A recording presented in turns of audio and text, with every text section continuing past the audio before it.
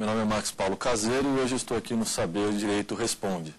Hoje nós vamos dirimir as dúvidas dos internautas que enviaram os e-mails quando foi ministrado o nosso curso de planejamento tributário. As dúvidas foram enviadas por e-mail saberdireito@stf.jus.br e a partir daí foram colocadas as dúvidas e hoje nós vamos ler, separamos aqui alguns e-mails e vamos lê-las e vamos dirimir essas dúvidas. Então vamos lá para a primeira pergunta. Professor Marcos Paulo, o que é planejamento tributário? Muito obrigado, Jackson Lacerda de Curitiba. Bom, planejamento tributário, como já dissemos anteriormente nas aulas ministradas, é a conduta lícita, é o encadeamento de atos sucessivos na operação, no planejamento do negócio da empresa, que gerando o encadeamento desses atos lícitos irá gerar uma economia tributária, né? Irá gerar uma elisão fiscal. Essa elisão fiscal são os efeitos do planejamento tributário.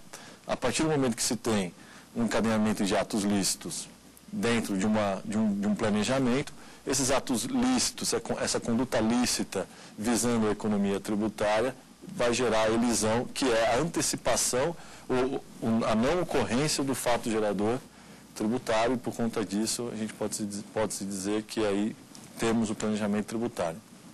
Vamos para a próxima pergunta. Olá, professor Marcos Paulo Caseiro. Existe atualmente planejamento tributário lícito? Agradeço a atenção, Vinícius Negrão, João Pessoa, Paraíba. Bom, Vinícius, a sua pergunta é bastante importante.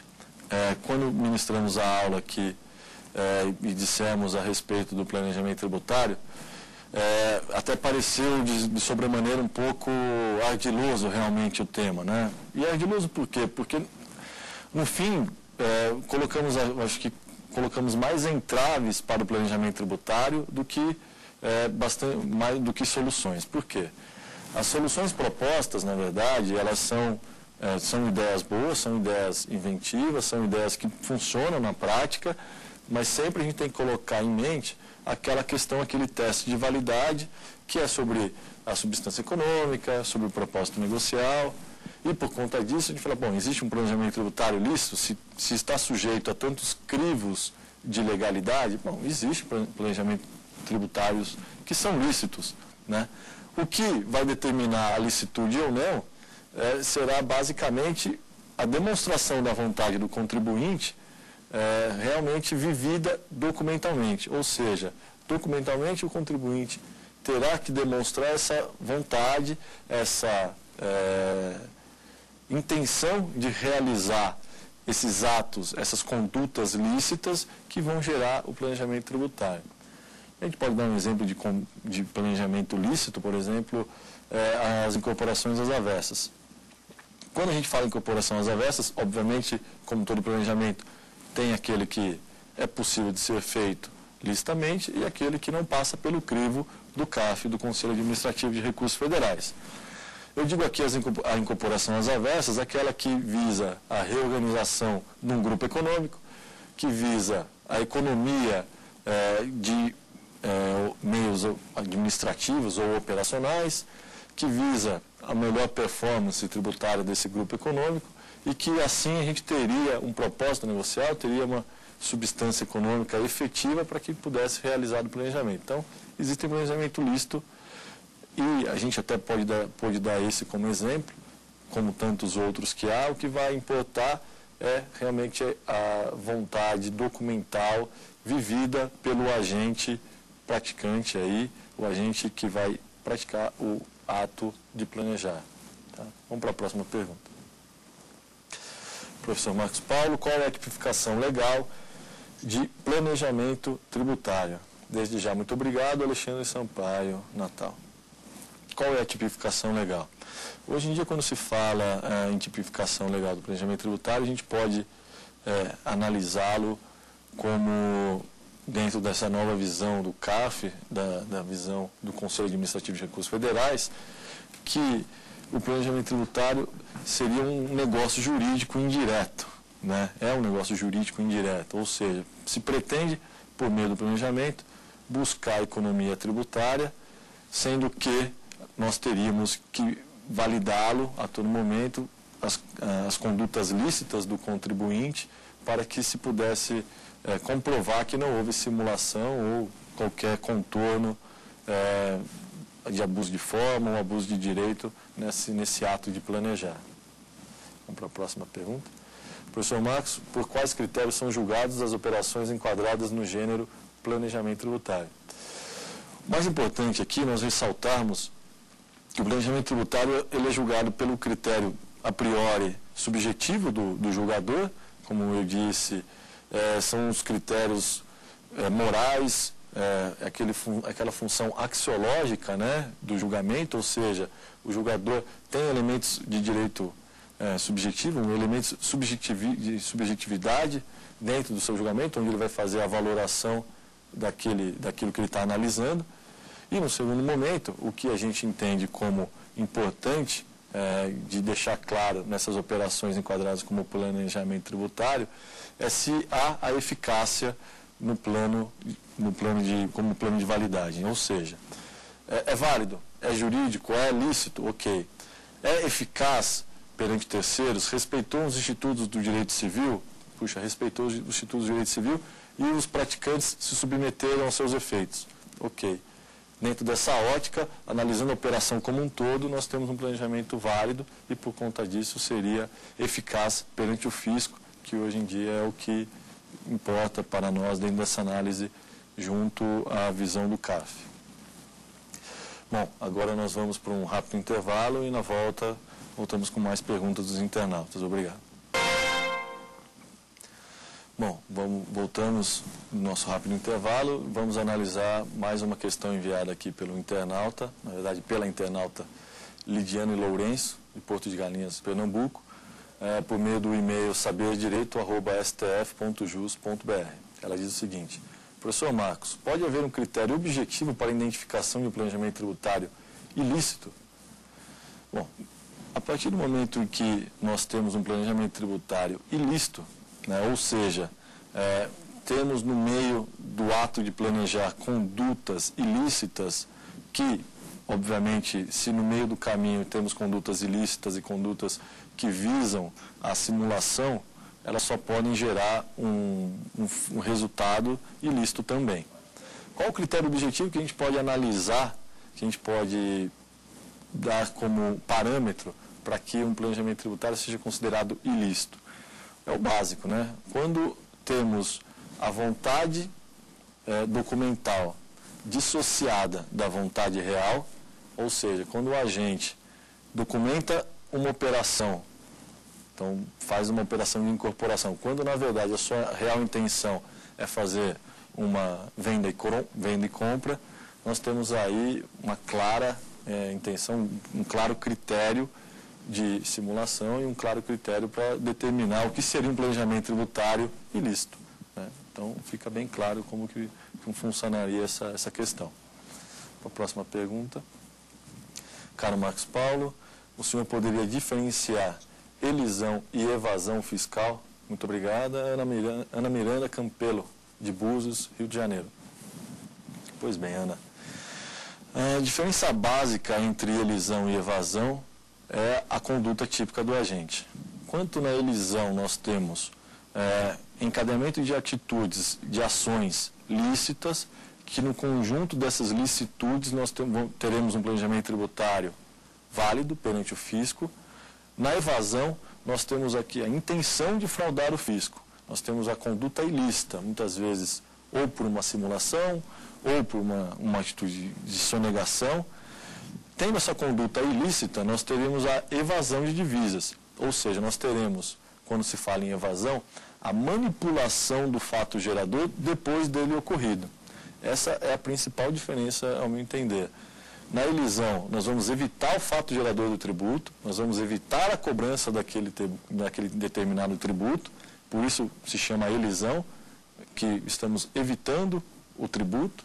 No caso de evasão fiscal, evasão tributária, o fato gerador ocorreu, ou seja, o fato jurídico tributário ocorreu, o fato no mundo fenomênico que importa ao direito tributário ocorreu, e depois de ocorrido, o contribuinte, não querendo se sujeitar às suas normas, procura se evadir da obrigação de pagar o tributo. Então, ele manipula o fato gerador e, com isso, cria uma situação que, na verdade, é ilícita e que, na verdade, se configura como uma evasão tributária. Para a próxima pergunta.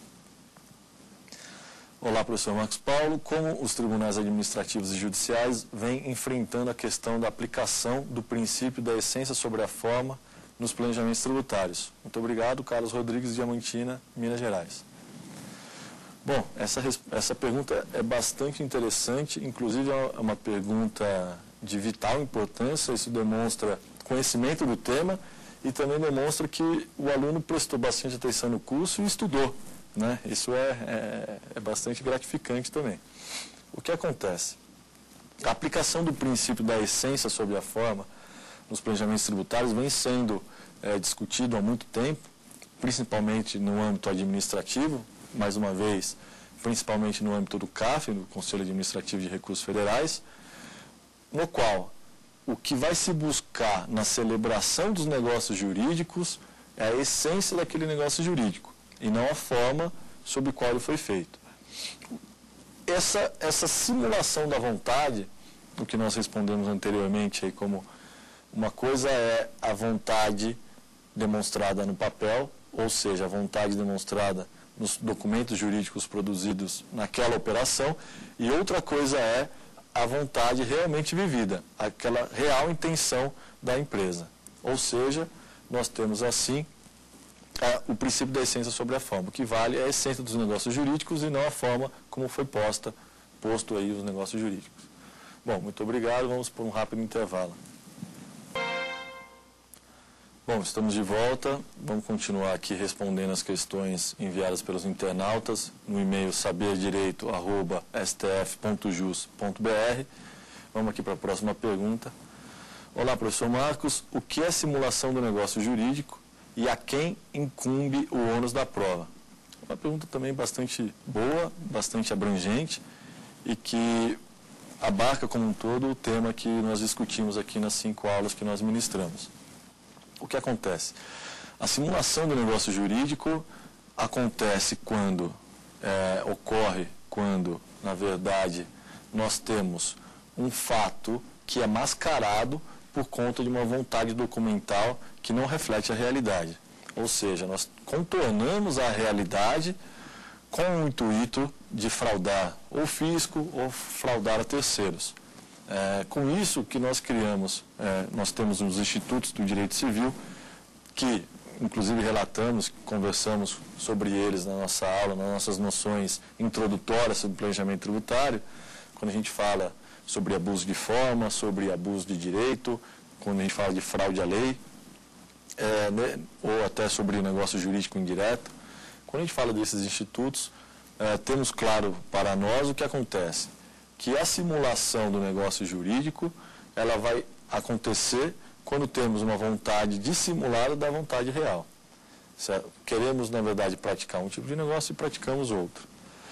Nesse caso, quando nós temos uma fiscalização, certo, por parte do fisco, e essa simulação é comprovada nesse ato de fiscalizatório, ou seja, quando o fiscal consegue na empresa comprovar que a empresa praticou uma simulação, nesse caso, caberá o ônus da prova ao contribuinte em tentar provar a sua inocência.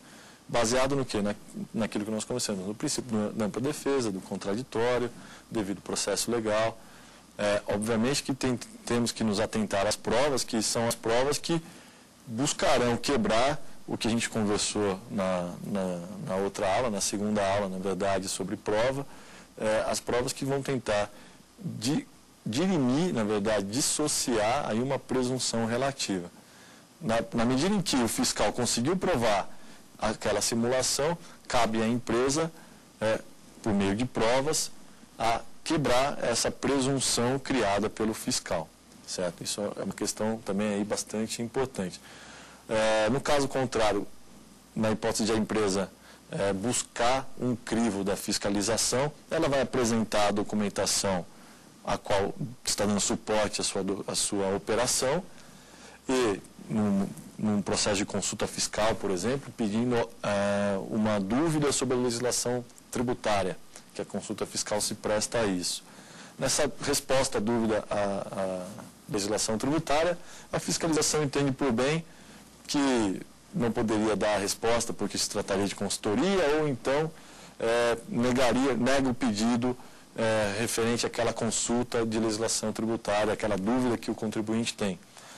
Podendo, inclusive, esse ato da fiscalização gerar uma nova, na verdade, diligência à empresa, a fim de dirimir se aquela vontade documentada na consulta fiscal seria verdadeira. E aí, nesse caso, o ônus da prova caberia ao fisco e não ao contribuinte.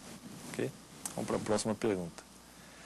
Professor Marcos, quais as consequências da tipificação do planejamento tributário como ilícito? E, neste caso, pode ser aplicado alguma espécie de multa mais gravosa ao contribuinte que utilizou o referido planejamento? Agradeço desde já. Ione Oliveira, de Lages, Santa Catarina. Essa é uma ótima pergunta, porque vamos medir aí os efeitos do mau planejamento, né, digamos assim. A tipificação do planejamento tributário como ilícito. Quando a gente fala de negócio jurídico indireto, e aí por conta disso a gente pode cair naqueles vícios formais, ou seja, abuso de forma, abuso de direito, ou simulação relativa ou absoluta, esses institutos eles acarretam o ato jurídico como nulo, ou em alguns casos como anulável. Sendo assim, a consequência dessa tipificação só vai tornar nulo o negócio jurídico. Ao passo que, dentro do planejamento tributário, ocorre a evasão tributária, que é a manipulação do fato gerador, como já dissemos anteriormente, essa conduta típica do agente que está buscando a operacionalização, está buscando o planejamento, será, na verdade, uma conduta típica penal. Isso daí, o crime de sonegação incorrerá no crime de sonegação e deverá ser apurado pelas autoridades fiscais e pela delegacia fazendária. No caso de multa mais gravosa, hoje a única justificativa de multa mais gravosa que temos no ordenamento é justamente o parágrafo único do artigo 116, introduzido pela Lei Complementar 104 de 2001, ao Código Tributário Nacional, e que, com base nesse argumento, nessa desconstituição dessa operação jurídica ocorrida, se aplica a multa mais gravosa ao contribuinte, já que ele teve a intenção de lesar o fisco. E essa multa mais gravosa seria uma multa de 150%. No entanto, essa multa ela não tem resistido tanto no Judiciário quanto no CAF, mas ela ainda assim continua sendo aplicada até que seja pacificada, né, pacificado o tema, seja no CAF ou no Superior Tribunal de Justiça. Bom, por fim, a última pergunta, professor Marcos Paulo. Para que um planejamento tributário seja reconhecido como lícito, há necessidade de se observar o critério da substância econômica? A economia fiscal pode ser aduzida como única justificativa do planejamento? Atenciosamente, Laís Marques, Mogi Guaçu, São Paulo. Bom, vamos lá. Essa é uma ótima pergunta. A primeira parte da pergunta, perfeita. Há necessidade de observação do critério da substância econômica? Necessidade não. Eu acredito que hoje é imperioso que se observe a substância econômica, pois sem essa não passará pelo crivo da fiscalização, não será eficaz perante o fisco, que é justamente isso que discutimos durante o curso. Sem a norma antilesiva, nós temos que criar planejamentos que sejam eficazes perante o fisco. Como? Usando os critérios que nos dá, hoje em dia, a jurisprudência do CAF. Sendo assim, a substância econômica é bastante importante. Quando a gente fala em economia fiscal, como única forma de se justificar um planejamento tributário, é importante. Por quê? A economia fiscal, ela não pode, do ponto de vista do CAF, ser aduzida como única justificativa para fazer o planejamento. Temos que ter um propósito negocial, temos que ter uma economia, digamos assim, uma eficiência operacional, administrativa da empresa, e aí, por conta disso, realizar o planejamento tributário. A economia tributária, embora seja lídima e seja jurídico praticar um ato como esse, na visão da fiscalização e também do CAF, só a economia tributária não se basta para se fazer um planejamento tributário. Bom, com isso chegamos ao fim de mais um Saber Direito Responde. Agradeço a participação dos internautas. Acredito que foi bastante proveitosa aqui as perguntas realizadas e fico também à disposição para quem quiser ainda tirar mais algumas dúvidas, mandar um e-mail para o saberdireito@stf.jus.br. Muito obrigado. Até a próxima.